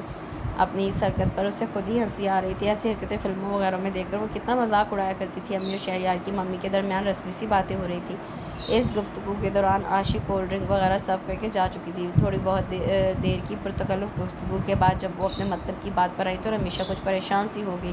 پتہ نہیں وہ کیا بتائیں گی اور امی کیا سمجھیں گی، اسے فکر لاحق ہوگی۔ مگر جب انہوں نے امی سے کہا، آپ کی بیٹی رمیشہ ماشاءاللہ بڑی پیاری بچی ہے، آتے جاتے کئی بار اس سے ملاقات ہوتی ہے، بہت سلجھی ہوئی، اچھے اخلاق و اعتبار کی مالک ہے، تو اس کا دل احساس تشکر سے لبریز ہو گیا۔ وہ ساری زندگی باہر گزار کر آئی تھی، اس کے نزدیک پسند کی شادی کوئی بری چیز نہیں ہو سکتی تھی۔ انہیں ایسا کہنے کے لیے یقیناً شہریار نے کہا، اگر رمیشہ کو پورا یقین تھا وہ شخص اسے اور بھی زیادہ اچھا لگنے لگا۔ آپ کی عزت افزائی کا بہت شکریہ، آپ نے میری بیٹی کو اپنے بیٹے کے لیے پسند کیا۔ آپ سے مل کر اندازہ ہو رہا ہے کہ آپ کا بیٹا یقیناً بہت اچھا ہوگا۔ مجھے آپ کو انکار کرتے افسوس تو ہو رہا ہے، مگر مجبوری یہ ہے کہ ہم لوگ خاندان سے باہر رشتہ نہیں کرتے۔ امی کے دل چیر دینے والی یہ باتیں سن کر وہ سکتے کے عالم میں کھڑی رہی۔ اس کی زندگی میں آنے والی پہلی خوشی اس سے کتنی آسانی سے چھین لی گئی تھی۔ اس کے بعد امی کی اور ان کی کیا کیا باتیں ہوئی، اسے کچھ سمجھ میں نہیں آ رہا تھا۔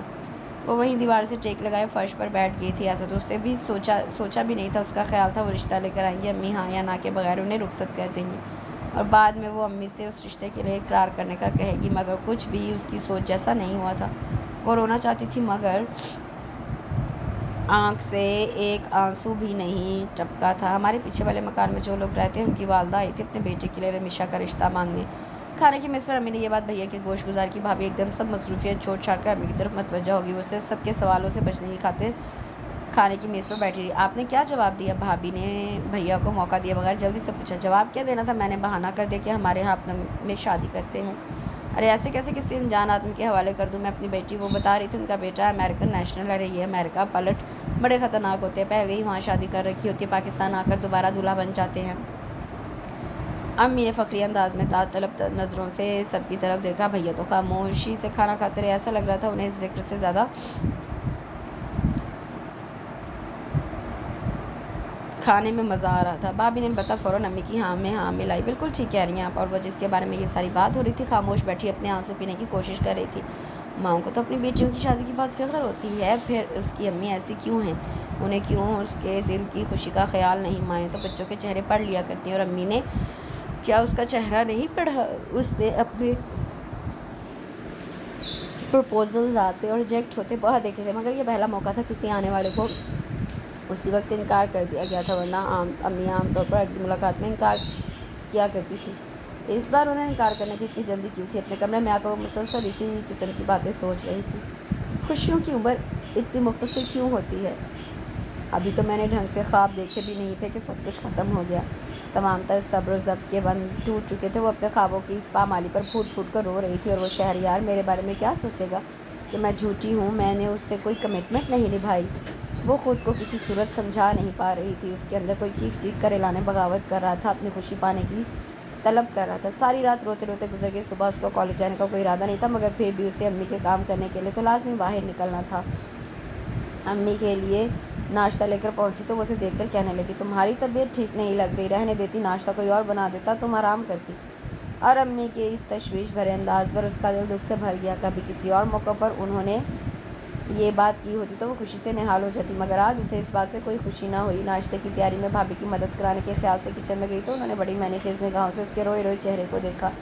ان کی نگاہوں کی معنی خیزی اسے خوف میں مبتلا کر رہی تھی۔ صرف بھابھی کے سوال سے بچنے کے لیے وہ کالج کے لیے تیار ہو گئی۔ جب دل اداس ہو تو کچھ بھی اچھا نہیں لگتا، یہی حال اس کا تھا۔ کالج جا کر اس کے دل کی اداسی اور ویرانی ہنوز برقرار تھی۔ چھٹی کے وقت پارکنگ کی طرف آتے وہ بے حد الجھی ہوئی تھی۔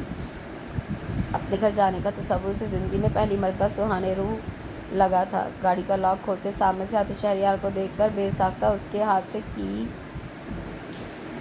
چابی گر گئی تھی۔ مجھے تم سے بات کرنی ہے، میرا خیال ہے اس بات کے لیے کالج مناسب جگہ نہیں ہے، وہ دو ٹوک انداز میں حکم دیتا واپس گیٹ کی طرف چلا گیا۔ اس نے مڑ کر یہ دیکھنے کی کوشش بھی نہیں کی تھی کہ وہ اس کے پیچھے آ بھی رہی ہے یا نہیں، اور وہ چپ چاپ مجرموں کی طرح اس کے پیچھے چلنا شروع ہو گئی۔ گیٹ سے بھی باہر نکلی تھی تو وہ گاڑی میں اس کا منتظر بیٹھا تھا۔ رمیشا جیسے ہی اس کے برابر والی سیٹ پر بیٹھی اس نے گاڑی سٹارٹ کر دی۔ 2-4 منٹ کی خاموشی کے بعد شہریار نے گردن گھما کر اس کی طرف دیکھا۔ وہ سر جھکائے بیٹھی اپنے ہاتھوں کو گھور رہی تھی۔ تم روئی تھی؟ اس کی طرف بغور دیکھتا وہ بولا۔ وہ بغیر کوئی جواب دیے یوں ہی بیٹھی رہی تو وہ چڑھ کر بولا، ہر مسئلے کا حل رونا نہیں ہوتا، میں نے تمہیں ممی کے آنے کا بتایا تھا، پھر تم نے اپنی امی کو پہلے سے اس بارے میں کیوں نہیں بتایا؟ اس کی مسلسل چپ سے تنگ آ کر وہ مزید غصے میں آ گیا۔ اور تمہارے گھر والے کس قسم کے ہیں؟ تمہاری امی نے تم سے پوچھے بغیر فوراً ہی منع کر دیا۔ پتہ ہے ممی گھر آ کر مجھے کیا بتا رہی تھی؟ وہ کہہ رہی تھی کہ رمیشا کی امی کا سرے سے اس کی شادی کرنے کا ارادہ ہی نہیں ہے۔ اتنے خود غرض لوگوں کی تم دن رات ایک ایک کر کے خدمتیں کرتی ہو۔ شہریار کی یہ بات اسے تیر کی طرح جا کر لگی تھی۔ پلیز شہریار، آپ اس قسم کی باتیں مت کریں۔ اس کی ناگواری کا وہاں کوئی اثر نہ تھا۔ وہ بڑے غصیلے انداز میں بولا، جو سچ بات ہے میں وہی کہوں گا، تمہارے گھر والوں کے نزدیک تم صرف ایک مشین ہو اور بس۔ اور سب سے افسوس کی بات یہ ہے کہ ان لوگوں میں تمہاری امی بھی شامل ہے۔ تمہیں یہ سن کر حیرت ہوگی کہ میں نے ممی کو بھیج تو دیا تھا، مگر تمہارے گھر والوں کے بارے میں نے اتنے دنوں میں جو رائے قائم کی تھی اس حساب سے یہی جواب متوقع تھا۔ وہ کیوں تمہاری شادی کریں؟ ایسی اچھی نوکرانی، باورچن، نرس، گورنس، ڈرائیور، ٹیچر انہیں کہیں اور ملے گی بھی تو نہیں۔ آپ کو کوئی حق نہیں پہنچتا کہ آپ میرے گھر والوں کو کچھ کہیں۔ وہ بھی اب کے غصے میں آ گئی۔ ہاں، مجھے کوئی بھی حق نہیں ہے، وہ جو تمہاری زندگی تباہ کر رہے ہیں انہیں سب حقوق حاصل ہیں۔ رمیشا، تم لاکھ حقیقت سے آنکھیں چراؤ، مگر سچ یہی ہے کہ تمہارے گھر میں کوئی بھی تم سے محبت نہیں کرتا، وہ سب تم سے اپنا مطلب پورا کرتے ہیں۔ تم نے کبھی مجھ سے اس بارے میں زیادہ بات نہیں کی، مگر پھر بھی مجھے پتہ ہے تم خود بھی ان تمام باتوں کو محسوس کرتی ہو۔ کیا کوئی ماں اتنی ظالم ہو سکتی ہے کہ محض اس وجہ سے اپنی بیٹی کی شادی نہ کرے کہ اس کی شادی ہو گئی تو میری خدمت کون کرے گا؟ کیا کوئی بہن ایسی ہو سکتی ہے کہ اس لیے اپنی بہن کی شادی نہ ہونے دے کہ اس کی شادی ہوگی تو میرے بچوں کی دیکھ بھال کون کرے گا؟ اور کیا کوئی بھائی بھابھی ایسی ہو سکتے ہیں کہ انہیں اس لیے اپنی بہن کی شادی نہ کریں کہ اگر اس کی شادی ہوگی تو بیمار اور معذور ماں کی ساری ذمہ داری ہم پر آ جائے گی؟ وہ بڑی بے رحمی سے وہ تمام باتیں کر رہا تھا جو اس نے اس سے پہلے سے محسوس کی تھی۔ کبھی ان کا کسی سے اظہار نہیں کیا تھا۔ رمیشا، یہ زندگی ہمیں صرف ایک بار ملی ہے، تمہاری زندگی پر دوسروں سے زیادہ تمہارا حق ہے۔ تم اپنی زندگی خود جیو۔ ایسا کیوں ہے کہ تمہاری زندگی دوسرے لوگ بسر کر رہے ہیں؟ ان مطلب پرستوں کے چنگل سے نکل آؤ۔ شہریار کی نرم لہجے میں کی گئی یہ بات اسے بری طرح غصہ دلا گئی۔ جو امید آپ مجھ سے رکھ رہے ہیں، افسوس میں وہ کبھی بھی پوری نہیں کر سکتی۔ میرے لیے دنیا میں ہر چیز سے بڑھ کر میری ماں اور میرے بہن بھائی ہیں۔ آپ مجھے کسی غلط بات کے لیے مت اکسائیں۔ اس کا مطلب ہے تم اپنے گھر والوں کے سامنے اسٹینڈ نہیں لوگی۔ وہ ایک دم بریک لگا کر بولا تھا۔ گاڑی سڑک کے کنارے روک کر وہ اس کی طرف دیکھ رہا تھا۔ جی ہاں، جو میری امی کا فیصلہ وہی میرا بھی، میں اپنے گھر والوں کے خلاف نہیں جا سکتی۔ اس کی بات سنتے اس نے طوفانی انداز میں گاڑی سٹارٹ کر دی تھی۔ انتہائی تیز رفتاری سے ڈرائیو کرتے ہوئے شہریار نے اس کے کالج کے سامنے گاڑی روکی تھی اور وہ سامنے ونڈ اسکرین پر نظریں جمائے خاموش بیٹھا تھا۔ وہ دروازہ کھولتے ہوئے بولی، پلیز آپ مجھے مس انڈرسٹینڈ مت کیجیے گا۔ آپ شہریار کے تند و تیز لہجے نے اسے اپنی بات مکمل ہی نہیں کرنے دی تھی۔ رمیشا تیمور، مجھے ظلم کرنے والے سے زیادہ نفرت ظلم سہنے والے سے، اور آج سے تم بھی انہی قابل نفرت لوگوں میں شامل ہو گئی ہو۔ میں تمہیں کوئی بد دعا نہیں دے رہا، مگر آج سے 10-15 سال بعد جب تم بالکل اکیلی رہ جاؤ گی، سب ایک ایک کر کے تمہیں اپنا مطلب پورا ہونے پر چھوڑ جائیں گے۔ تب چاہے ایک لمحے کے لیے صحیح، مگر میں تمہیں ضرور یاد آؤں گا، مگر تب سوائے پچھتاووں کے زندگی میں کچھ بھی نہیں بچا ہوگا۔ گاڑی آگے جا چکی تھی اور وہ ابھی تک وہیں کھڑی چپ چاپ اس جاتی ہوئی گاڑی کو دیکھ رہی تھی۔ ایسا لگتا تھا زندگی ٹھہر گئی ہے، یوں جیسے کرنے کو کچھ رہا ہی نہیں۔ وہی تمام معمولات زندگی جنہیں پہلے وہ بڑی خوش اسلوبی سے نبھایا کرتے تھے، اب صرف ایک ذمہ داری محسوس ہوتے تھے۔ اسے ایسا لگنے لگا تھا جیسے وہ واقعی ایک مشین بنتی جا رہی ہے۔ شہریار نے شاید اپنا کمرہ ہی بدل لیا تھا، اس کے کمرے کی اب ہر وقت لائٹ بند رہتی تھی۔ اس شخص کا دل توڑ کر تو وہ بھی خوش نہیں تھی۔ کیا اب ساری زندگی یوں ہی گزرے گی؟ کیا یہ احساس ضیاء مجھے یوں ہی تنگ کرتا رہے گا؟ کیا اب زندگی میں کبھی سچے دل سے ہنس نہیں پاؤں گی؟ کیا اسے کھو کر مجھ سے جی لیا جائے گا؟ اپنے اندر سے اٹھتے ان سوالوں کو دانستہ نظر انداز کر دیا کرتی تھی۔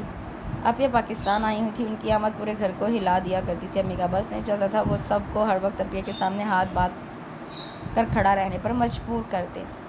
اس کی طبیعت کافی دنوں سے خراب تھی۔ پہلے 2 دن تو اس نے بخار کا زیادہ نوٹس نہیں لیا اور خود ہی دوا وغیرہ کھا کر دوبارہ کام میں لگی۔ اپیہ کے آنے کی وجہ سے کام کا بوجھ بڑھ گیا۔ گھر میں کھانا پکانے کے لیے نوکر چاکر تو تھے نہیں، اور امی بیٹی اور داماد کے لیے ہر وقت دعوتی اہتمام چاہتی تھی۔ خود اپیہ کا بھی ایک سے ایک مشکل ڈش کھانے کو دل چاہتا رہتا تھا۔ بارش ہو رہی ہے، آلو کے پراٹھے بنا لو، اور اگر آلو کے پراٹھے صرف کہہ دینے سے فوراً بن جایا کرتے تو بات ہی کیا تھی۔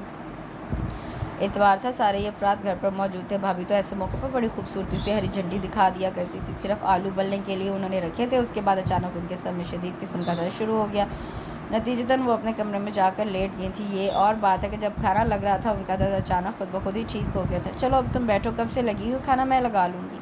انہیں کسی سے بھی تعلقات نہ بگاڑنے کا غر آتا تھا۔ سمیہ اور راشد تو تھی ہی کام چور، اس لیے آرام سے بیٹھی ٹی وی دیکھ رہی۔ طبیعت خراب میں اتنی دیر کھڑے رہ کر کام کرنے سے اس کی طبیعت مزید بگڑ گئی تھی۔ پورا جسم ٹوٹتا ہوا محسوس ہو رہا تھا۔ وہ کھانا کھائے بغیر اپنے کمرے میں جا کر لیٹ گئی۔ ہاتھ لگا کر خود کو دیکھا تو اندازہ ہوا کہ اسے کتنا تیز بخار ہو رہا تھا۔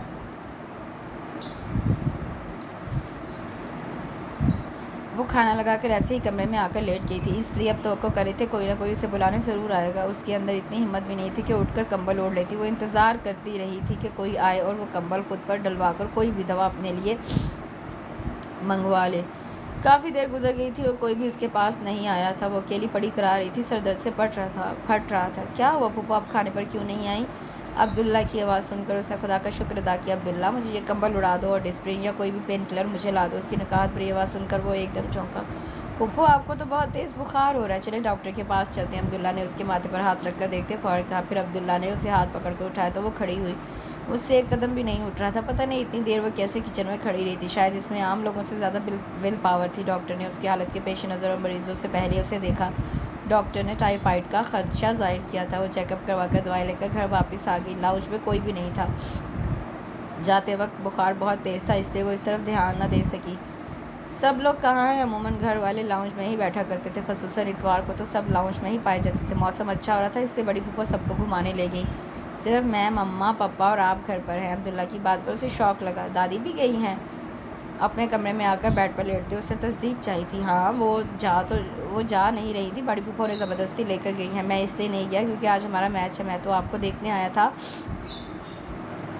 کہ آپ کیا کر رہی ہیں۔ آپ نے کسی کو بتایا بھی نہیں کہ آپ کی اتنی طبیعت خراب ہے۔ کھانے کی میز پر آپ کی غیر حاضری کی وجہ سے مما کا موڈ بری طرح آف ہو گیا تھا۔ وہ کہہ رہی تھی ہاں، ہم بھوکوں کے لیے وہ پکا کر اپنے کمرے میں چلی گئی ہے۔ ایک دن اکیلے کام کیا کر لیا تو اتنا برا لگا۔ ہمیشہ ہم مل کر ہی کام کرتے ہیں۔ کیا ہماری کبھی طبیعت خراب نہیں ہو سکتی؟ اب وہ غصے میں کھانا ہی نہیں کھائیں گی۔ پھر مما ناراض ہو کر ٹیبل پر سے اٹھ گئی تھی، اس لیے وہ بڑی پھوپھو کے ساتھ بھی نہیں گئی اور پاپا بیچارے اب مما کو منانے میں مصروف ہے۔ عبداللہ خود ہی اپنی بات کو انجوائے کرتا ہوا ہنسا تھا، جبکہ وہ چپ چاپ بت بنی اس کی بات سن رہی تھی۔ عبداللہ نے اسے دوائی کھلائی اور خدا حافظ کہتا باہر چلا گیا۔ اچھا پھوپھو، میں میچ کھیلنے جا رہا ہوں، دیر سے آؤں گا۔ دوا کھا کر کب اس کی آنکھ لگی اسے پتہ ہی نہیں چلا۔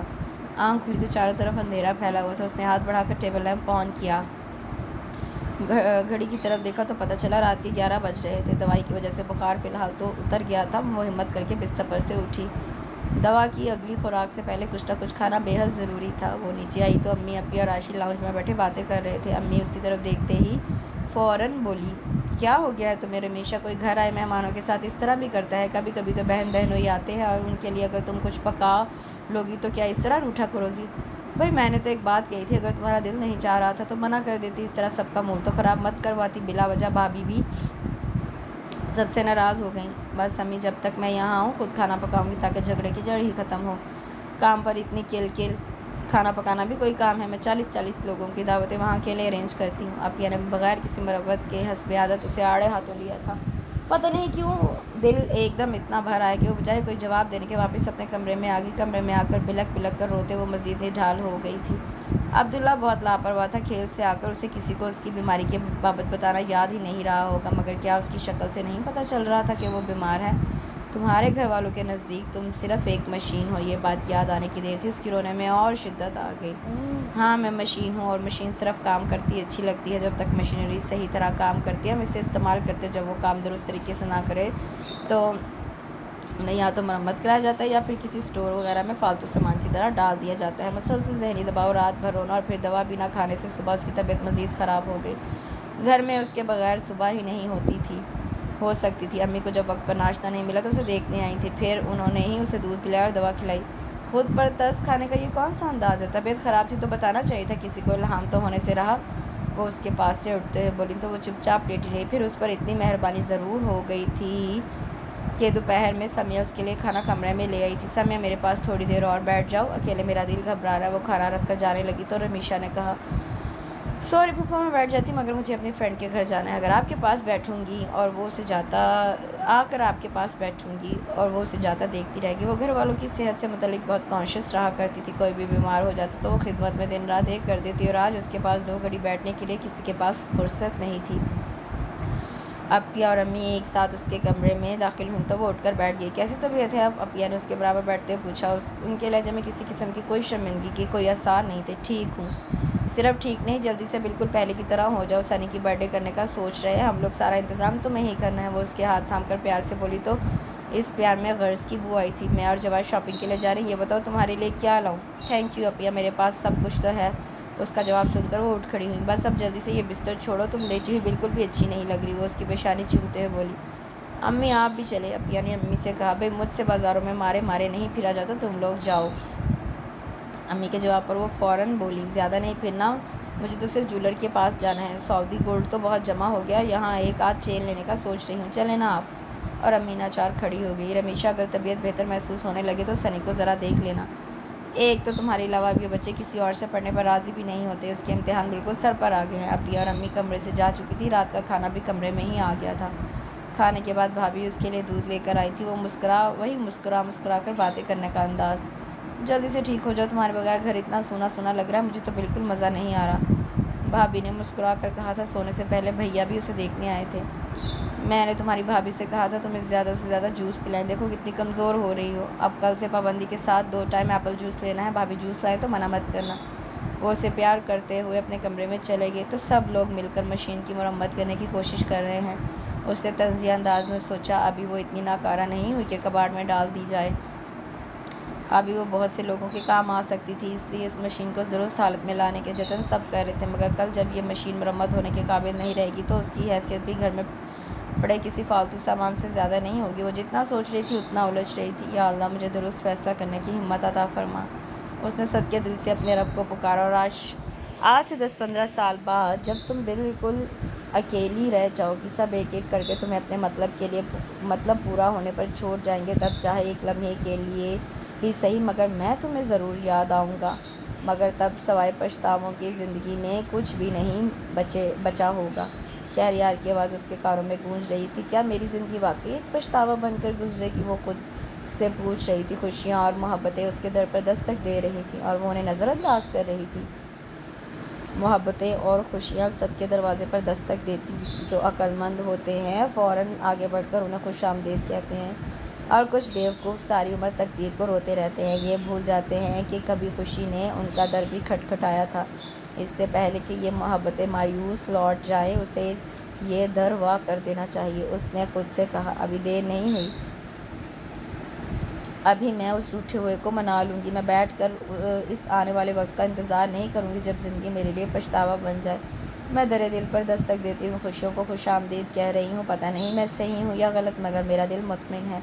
مجھے ایسا لگ رہا ہے جیسے میں نے پہلی مرتبہ کوئی فیصلہ اپنے دل کی خوشی کو سامنے رکھ کر کیا ہے۔ وہ خود سے کہتی بستر پر سے اٹھ گئی تھی۔ رات کے 3 بج رہے تھے۔ وہ اب مزید ایک لمحے کی بھی تاخیر نہیں کرنا چاہتی تھی۔ اسے محبتوں کے کھو جانے کا خوف تھا۔ اس کی انگلیاں بڑی تیزی سے ٹیلی فون پر ایک نمبر ملا رہی تھیں۔ ہیلو، شہریار کی نیند سے بوجھل آواز اس کی سماعتوں سے ٹکرائی تھی۔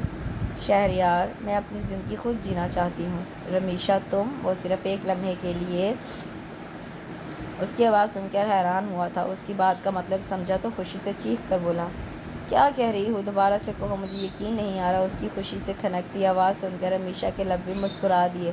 میں زندگی میں کبھی پچھتانا نہیں چاہتی، اس نے آہستگی سے کہہ کر لائن کاٹ دی تھی۔ وہ خود کو بڑا ہلکا پھلکا محسوس کر رہی تھی۔